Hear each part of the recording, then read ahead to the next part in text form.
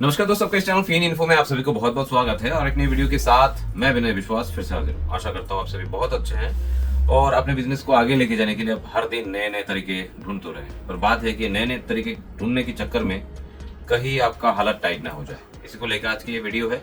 और ये जिस चीजों के ऊपर ये वीडियो है या फिर जिस घटना के ऊपर ये वीडियो है, वो ये घटना क्रम शुरू हुआ लगभग आज 40 दिन हुआ है।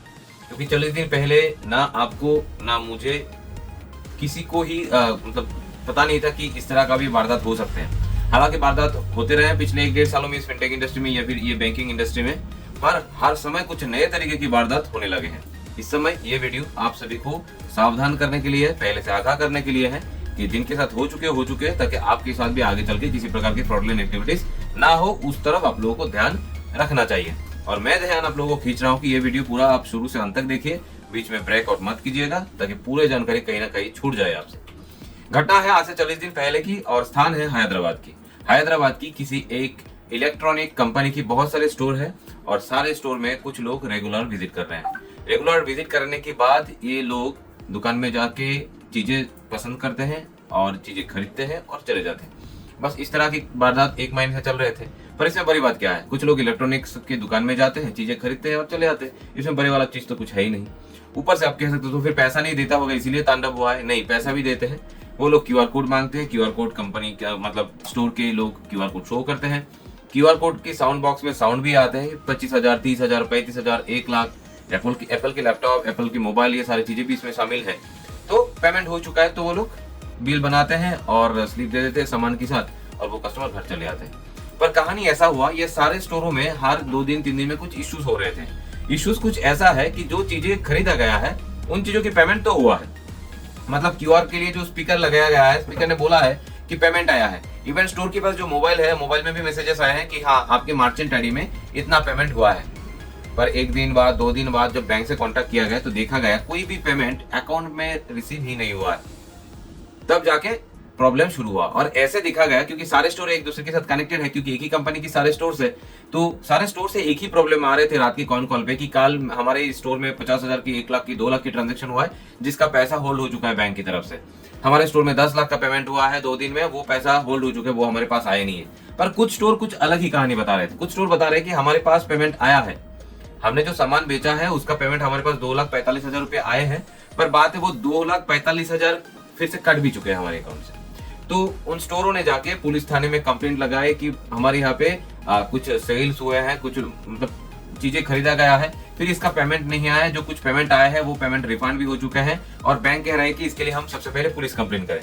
तो पुलिस ने ये कंप्लेंट लिया, जबकि बहुत बड़ी कंपनी की स्टोर है। तो तहकीकात शुरू हुआ। तहकीकात में पता चला कि ये एक ही गिरोह की काम है, जिस गिरोह में 13 लोग शामिल हैं। वो लोग अलग अलग स्टोरों में जाते थे, एप्पल के लैपटॉप, एप्पल की मोबाइल, सैमसंग की सारी चीजें ऐसे कर करके लगभग उनके सारे स्टोरों से 1 महीने में 25 करोड़ की सामान उड़ा दिया। मतलब पैसे तो अकाउंट में नहीं आए, पर 25 करोड़ का सामान जो है वो चोरों के पास ऑलरेडी चला गया था।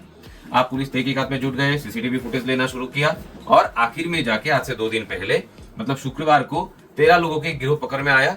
ये वही लोग हैं जो हैदराबाद में घूम रहे थे, पर जिन लोग ये वारदात मेनली दे रहे थे उन लोग पकड़ में नहीं आए, क्योंकि वो लोग राजस्थान में बैठे हुए थे। और कहानी ऐसा हो रहा था कि जब भी स्टोर से वो लोग सामान खरीदते थे तब डायरेक्ट क्यूआर से पेमेंट नहीं करते थे। वो लोग क्यूआर की फोटो खींच के अपनी पार्टी को मतलब राजस्थान वाले टीम्स को दे देते थे और राजस्थान से बैठ के वो पेमेंट होता था। और पेमेंट होने की तुरंत बाद ही कंप्लेंट आ जाते थे, क्योंकि बड़े बड़े अमाउंट की कंप्लेंट है कि किसी के अकाउंट से 35,000 उड़ गया, तो बैंक में तुरंत उसके पास बैंक से नोटिफिकेशन गया, बैंक में जाके वो कंप्लेंट लगाया और वो पैसा होल्ड हो गया। आप बात है कि इन चीजों से आप लोगों का क्या लेना देना है, आप लोगों को कहाँ सावधान होना है, आप लोग इस जगह पे सावधान होना है। पिछले 1-1.5 साल से देखा जा रहा है कि आप लोग बहुत रिक्वेस्ट लगाते हैं कि जीपे की, RNFI की, पेनियरवाई की, ये जो क्यूआर कोड्स आप लोग इस्तेमाल करते हैं, आप लोग चाहते हैं कि ज्यादा मात्रा पे आपको लिमिट दिया जाए। मतलब एक कस्टमर से आप 20,000 ले सके, 25,000 ले सके, 30,000 ले सके, ऐसा हो। क्योंकि काफी समय से AEPS जब डिस्टर्बेंस पे आया है या फिर AEPS चल भी रहा था या फिर ATM है, इसके बावजूद भी लोग दुकान में आके कहते हैं कि भाई मेरे पास कैश की कमी है, तो मैं अगर आपके गूगल पे में पैसा दे दूं क्यूआर कोड से, तो आप मुझे कैश दोगे, मैं कुछ चार्जेस भी आपको पे करूंगा। इस चक्कर में ऑलरेडी झारखंड के हमारे एक रिटेलर गुजरात की जेल में अभी भी है। एक रिटेलर 19 लाख रुपए की जुर्माना भर के झारखंड लौट आए हैं। ये इसके बारे में आप लोगों को बताया भी है मैंने काफी बार, पर आप लोग इन बातों को लेना ही नहीं चाहते। आप लोग धड़ाल से बिजनेस करते जा रहे हैं, लोगों से क्यूआर से पेमेंट लेते जा रहे हैं, उनको कैश देते जा रहे हैं, क्योंकि इसमें कोई इंटर ट्रांजेक्शन चार्जेस किसी को पे नहीं करना पड़ रहा है। पूरे एंजॉय आप लोग कर पा रहे हैं, पर इस एंजॉय के चक्कर में कभी भी आपका पूरा पैसा जो है वो इस इलेक्ट्रॉनिक स्टोर की तरह हवा हो सकता है। सो अगर आप क्यूआर से पेमेंट ले रहे हैं, मर्चेंट क्यूआर में पेमेंट ले रहे हैं किसी को कैश देने के लिए, जबकि ये सही नहीं है, तो किसी जाने हुए व्यक्ति को ही दे। और अगर आप कोई मोबाइल स्टोर चलाने वाले हैं या फिर किसी की सर्विस के अगेंस्ट पैसा ले रहे हैं, तो अमाउंट अगर 2, 4, 5 हजार से ज्यादा हो, तो जो बंदे आपके पास आ रहे हैं उसी बंदे की आइडेंटिफिकेशन को जांच करें, और जो क्यूआर से पेमेंट मतलब जिस यूपीआई से पेमेंट आ रहा है उस पेमेंट को आप जांच करें, तभी जाके उसको सामान डिलीवर करें। अगर जो बंदे आपके पास आ रहा है पेमेंट बैंक मतलब जहां से पेमेंट हो रहा है वो मोबाइल उनके पास नहीं है, कहीं दूसरी जगह से आ रहा है, तो उनको टोके कि भाई नहीं ऐसा नहीं होगा, मोबाइल आपके पास होना चाहिए और प्रॉपर्ली पेमेंट आना चाहिए, आपका आइडेंटिफिकेशन हमें देखना है। अगर कोई अनजान शख्स है तो मैं तो कहूंगा कि अनजान शख्स अगर है तो यूपीआई से पेमेंट रिसीव करके किसी को पेमेंट देना, ये सारा तांडव जो है वो बंद करें और डीएमटी की रास्ता अपनाएं। देखिए सीधा रास्ता अपनाना बहुत जरूरी है। आप लोग इतना ही सीधा अपना रहे हैं कि वो कुछ ज्यादा ही सीधा हो चुके हैं, और आगे चल के आपका पैसा जो है वो साइबर क्राइम वाला कहानी पे आके अटक सकता है। जिस तरह से मैंने कल एक देखा, एक सीएससी वीएलई का क्यूआर कोड से एचडीएफसी बैंक में पेमेंट लेने के कारण 55,000 रुपया अगरतला एचडीएफसी में फंसे हुए हैं। ऐसा तांडव आपके साथ ना हो, वही मैं चाहता हूँ। सो अगर आप चाहते हैं कि आपके साथ भी ऐसा ना हो, तो पूरी कहानी को आप ध्यान से सुनिए और सुनने के बाद डिसीजन लीजिए कि आप इस तरह की ट्रांजेक्शन नहीं करेंगे और इस तरह से किसी को मदद करने की कोशिश नहीं करेंगे, जो मदद करने के बाद आपको ही खुद को ही मदद की जरूरत पड़ जाए। आशा करता हूँ इस कहानी की जो कहानी को बोलने का जो मूल लक्ष्य है मेरा, वो आप समझ चुके हैं और आप इस तरह के ट्रांजैक्शन से खुद को बचा के रखेंगे। अगर वीडियो के कंटेंट अच्छे लगे या ये इन्फॉर्मेशन आपको सही लगा तो वीडियो को लाइक करना मत भूलिएगा। अगर चैनल पे नए हैं तो चैनल को सब्सक्राइब करना और साथ ही साथ बेल आइकन को दबाना मत भूलिएगा। साथ रहने के लिए बहुत बहुत धन्यवाद। जय हिंद, जय भारत।